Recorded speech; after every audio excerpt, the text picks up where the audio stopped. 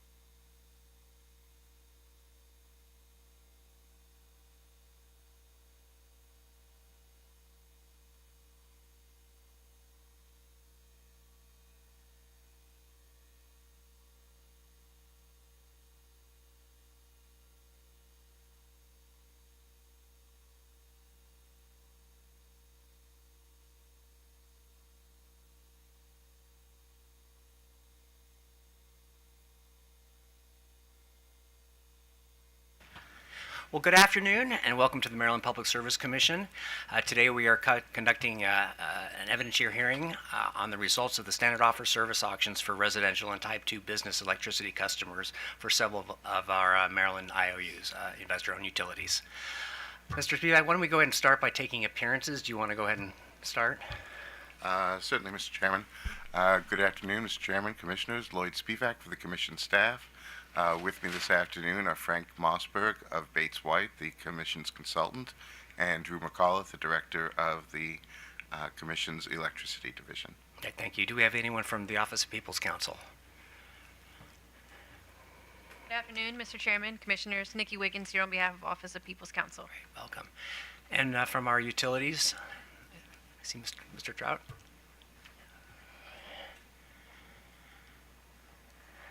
Good afternoon, Mr. Chairman, Commissioners. Jeffrey Trout. I'm present for Potomac Edison. Thank you. Good afternoon. Taylor Beckham here on behalf of Pepco Holdings.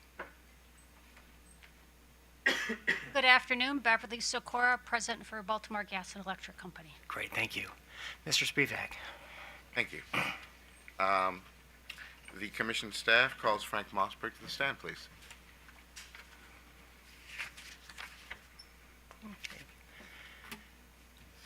You can stand and be sworn in. Raise your right hand. Do you solemnly affirm under the penalties of perjury the statements made in this matter today are the truth, the whole truth, and nothing but the truth? I do. State your full name. Frank Mossberg. Spell your full name. Frank, F-R-A-N-K, Mossberg, M-O-S-S-B-U-R-G. Give me your business address, please. And it's Bates White, 2001 K Street, Suite 500, Washington, D.C. Thank you very much. Your witness. Thank you. Good afternoon, Mr. Mossberg. Good afternoon, Mr. Spivak. Do you have in front of you a document captioned in commission case numbers 9056 and 9064, entitled Direct Testimony of Frank Mossberg, Bates White, LLC, on behalf of the staff of the Public Service Commission of Maryland, and dated with today's date? I do. Does the document consist of 9 pages of question and answer testimony and 1 exhibit? Yes. Did you prepare this document, or was it prepared under your direct supervision? Yes. Do you have any additions, deletions, or other corrections you would like to make at this time? I do not.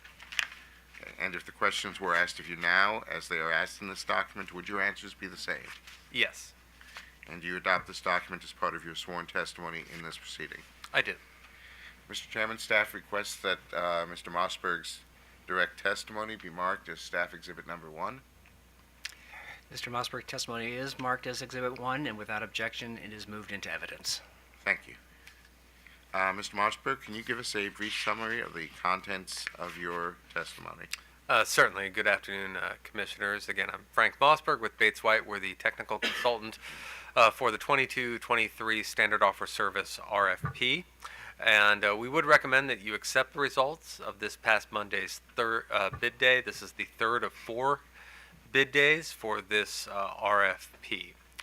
We'll make this recommendation for 3 reasons. First, the bidding was open, fair, and transparent, so all suppliers offered the same product, and the winners were based solely on who offered the lowest price. Second, the RFP was competitive, and I can share a few public statistics. There were 10 bidders this time around. That compares to 10 last October. I compared to October because that's the last time we looked for a similar mix of products. Those 10 bidders offered about 2.7 megawatts for every megawatt needed. That compares to 2.9 megawatts for every megawatt needed in October. This is a little lower than in the past, but it follows a pattern. What we've seen in the markets over the last year is bidders restricting their participation a bit as their risk increases and for supplying these products. And out of these 10 bidders, we had 8 winners. That compares to 8 winners last October. Finally, we'd recommend that you accept the results because all the appropriate RFP rules were followed. We were able to independently verify the winning bidders and the winning prices. I will note here that due to the application of the price anomaly threshold, or PAT, there were a number of winning bids rejected in the residential products. In part or in all, we had rejections across all 4 utilities. Therefore, per the RFP rules, a supplemental bid day will be conducted on April 24th to fill those remaining tranche targets. With that, I'd be happy to answer any questions you have. Thank you, Mr. Mossberg. Do commissioners have any questions? Okay, well, I think you covered the PAT anomaly very well, so thank you, and we will consider your recommendation. Thank you. The commission staff calls Drew McCullough, please.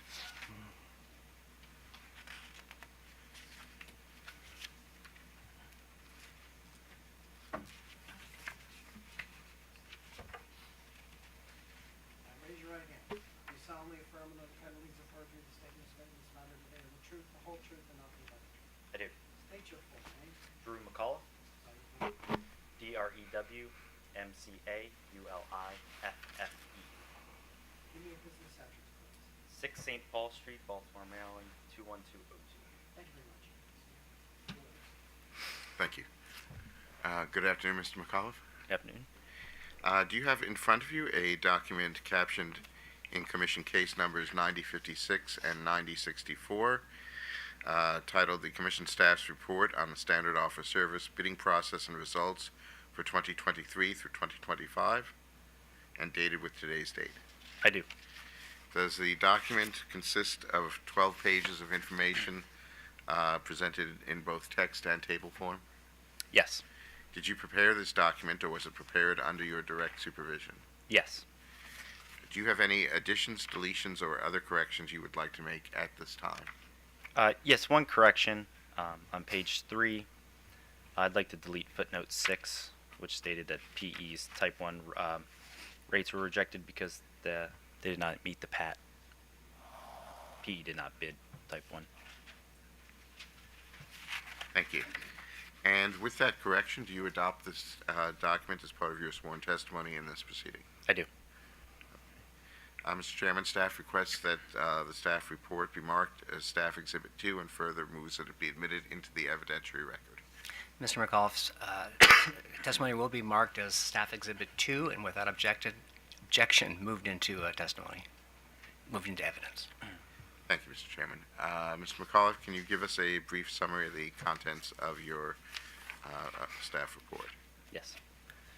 I'll provide a brief overview of staff's report of the estimated bill impacts of the standard offer service bidding conducted on April 10th, 2023. SOS bids were received for residential Type 1 and Type 2 service.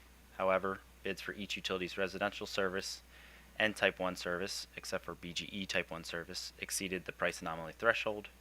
Therefore, no results for these services can be provided at this time. Please turn to page 3 for the Type 1 estimated average bill impacts, which show an increase for BGE. If you can next turn, I'll review the Type 2 estimated bill impacts. Please turn to page 4. This compares the estimated bill impacts from June 2022 through August 2022 to June 2023 through August 2023. Additionally, a comparison of the SOS rates from spring to summer is provided. Please turn to page 7 for Potomac Edison. Average total bills for summer 2023 are decreasing 15 to 17% from summer 2022, while SOS rates are increasing 21% from spring to summer. Please turn to page 8 for BGE. Average total electric bills for summer 2023 are decreasing 12 to 14% relative to summer 2022, and SOS rates are increasing 4 to 5% from spring to summer. Please turn to page 9 for Delmarva. Average total bills for summer 2023 show a decrease of 1 to 8% from summer 2022, and the SOS rates are increasing 19 to 22% from spring to summer. And finally, please turn to page 10 for Pepco. Average total bills for summer 2023 are decreasing 12 to 14% from summer 2022, and SOS rates are increasing 6% from spring to summer. That concludes my summary. Thank you. Do commissioners have any questions? Commissioner Linton. Thank you, Mr. Chair. Thank you, Mr. Chairman, and good afternoon, Mr. McAuliffe. Just one question. Once the rebid process is completed, since this is an unusual circumstance for Maryland, are you able to update your testimony to reflect the potential bill impacts for Type 1 and residential? Yes. So last October, there was a Type 1 service that did not meet the PAT, which we had to rebid. So we can provide updated testimony when we get those updated offers. Okay. Thank you. Thank you, Mr. Chairman. Thank you. Thank you, Mr. McAuliffe. You are dismissed. Thank you. Thank you, Mr. Chairman. That concludes staff's presentation this afternoon. Thank you, Mr. Spivak. Does anyone else wish to be heard in this matter? Seeing none, a letter order will be issued soon regarding the completed successful auctions from April 10th, and a hearing will be rescheduled for April 27th to consider the results of a reserve auction to be held on Monday, April 24th. So with that and no further business,